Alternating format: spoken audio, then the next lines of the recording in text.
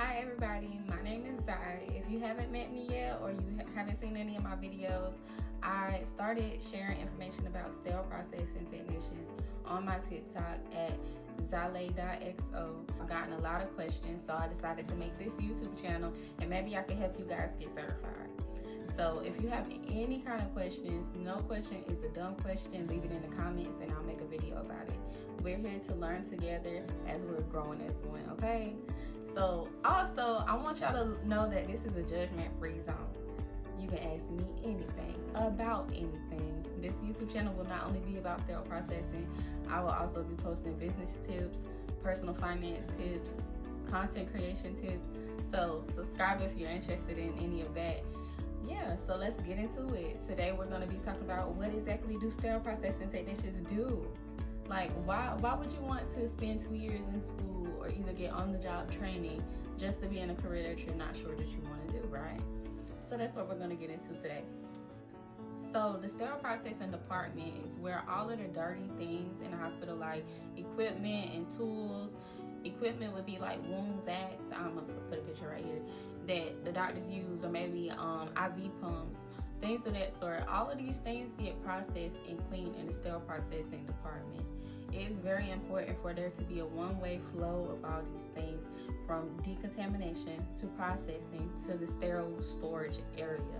This is important so that there's no cross-contamination or any damaging of the sterility of the sterile items, you know?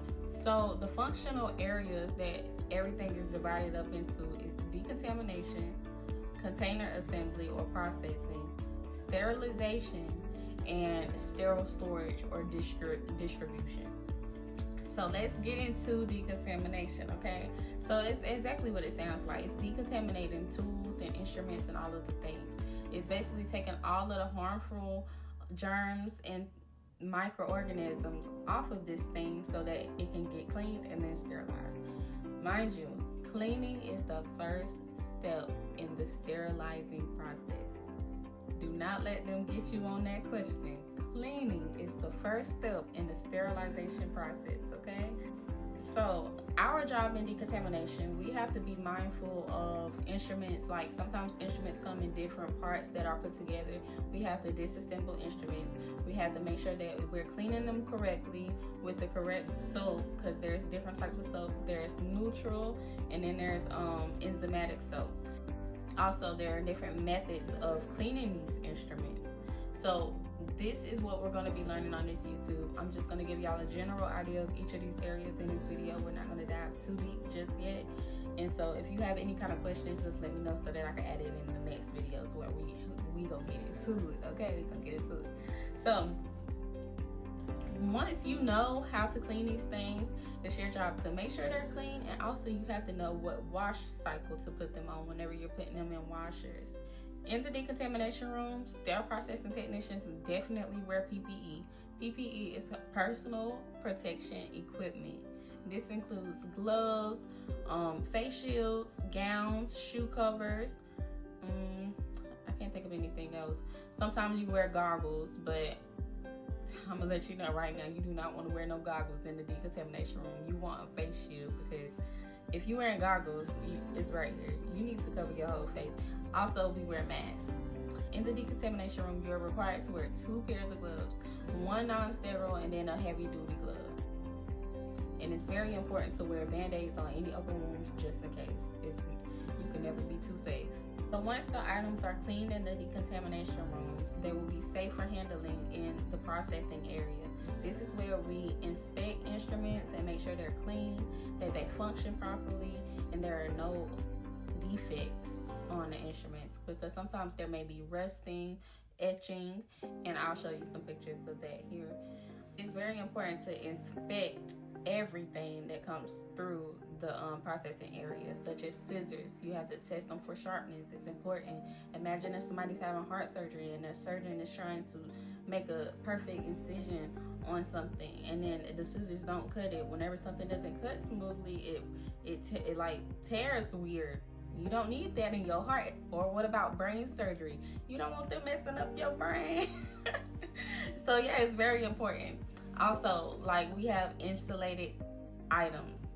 these are things that are coated with the film because their job is to like cauterize something. So if the insulation protects the outside of the instrument in the patient's body. So if that patient, if the insulation is compromised, then the patient is at risk of being hurt. Imagine somebody burning your liver. That's crazy. So we do different types of tests in the processing area, and so it's also important to make sure everything is clean. You have to practice safe handling because things might not be clean. And like for an example, a suction. If you blow out that suction and blood so happens to come out of it, everybody's at risk of getting sick, catching something. So it's important to just safe handle everything. Be careful, take your time. You'll be great. In the processing area, it's also important to remember the different kinds of packing techniques to make sure that everything is getting sterilized properly. Different things get sterilized differently. And we'll get into that in another video. But we have steam sterilization and sterile sterilization. We usually do gas, but gas is dangerous. So all of these get wrapped differently. Sterilization, in this area, you'll be sterilizing everything that you've packaged. So different things get sterilized differently, but also whenever you're sterilizing these things, they may have different parameters. Basically, that's like the settings of what it's supposed to have. For an example, the standard parameters for steam sterilization is 270, 4, and 30. This represents the temperature, the exposure time, and the dry time. And so it's very important to pay attention to detail in this job. The way you would know what parameters something is sterilized on is by looking at the item's IFU. The IFU is the instructions for use. Everything will have an IFU no matter what it is. It's going to have an IFU. And that also tells you how to clean it properly. But whenever you go to work, if you're doing a specific area, like sometimes people do urology, somebody do ENT, somebody might do neurology, you'll get used to the different instruments, and over time you'll memorize these things. I'm a float. I do all of the departments, so it's very important to pay attention to detail because once you're first starting off doing it, it can be kind of tricky. Sometimes you feel like especially if it gets busy, you might just think, oh yeah, I'm gonna just go ahead and press start, whatever. But no, you have to pay attention to detail. It's very important. If things are put into the sterilizer on the wrong perimeters, you'll have to open it back up and reprocess it and then send it back to sterilization. So in the sterile storage area, this is where receiving sterile items and distributing it happens. So basically in the sterile storage area, you will be in close contact with the ORs. The ORs is the operating room.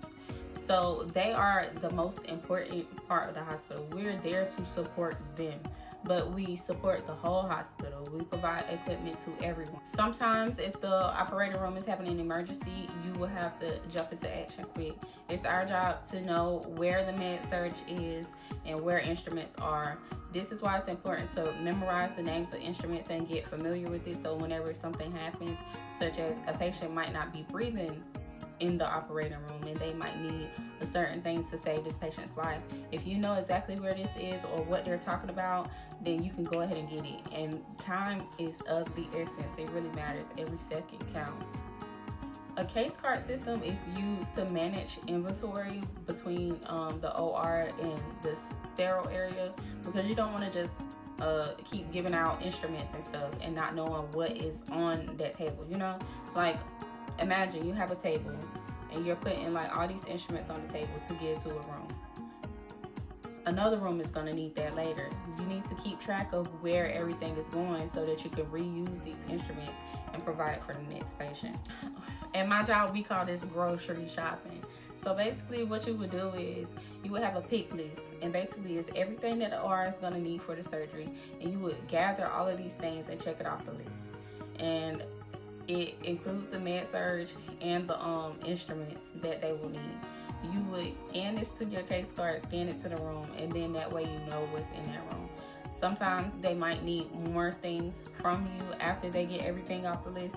So that's why we are focused on the ORs and we keep close contact with them. It's always communication between the ORs and the techs. But if you're an introverted person, don't worry. Do not worry, because they do not bother you that often. Sometimes the surgical technicians, they'll come out of the OR and get the stuff by themselves. It's never that serious. They are not worrisome, but it's good to be on standby. There is also an area especially for medical equipment to be processed.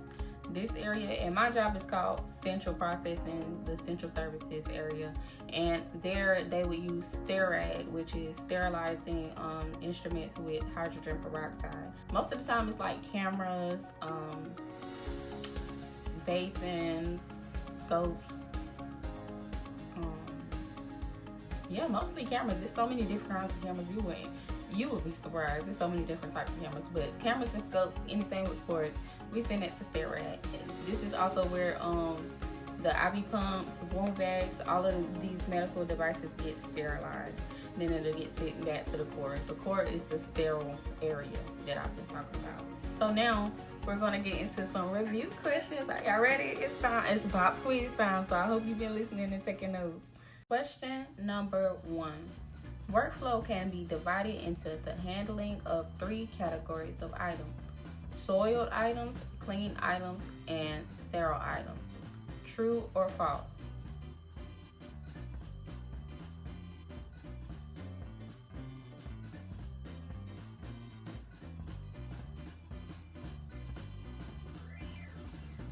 Two, the first step in the sterilization process is A, receiving, B, sorting, C, soaking, D, cleaning.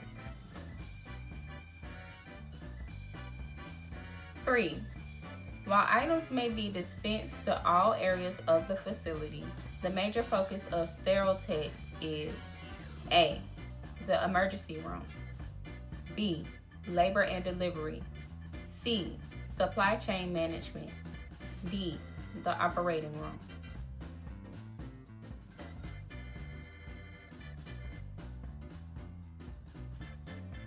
4, workflow should move from A, clean to soiled, B, unrestricted to semi-restricted, C, soiled to clean, D, clean to sterile.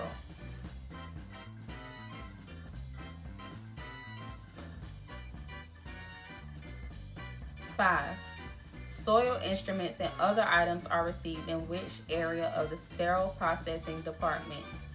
A, preparation, B, packing, C, decontamination, D, sterilization.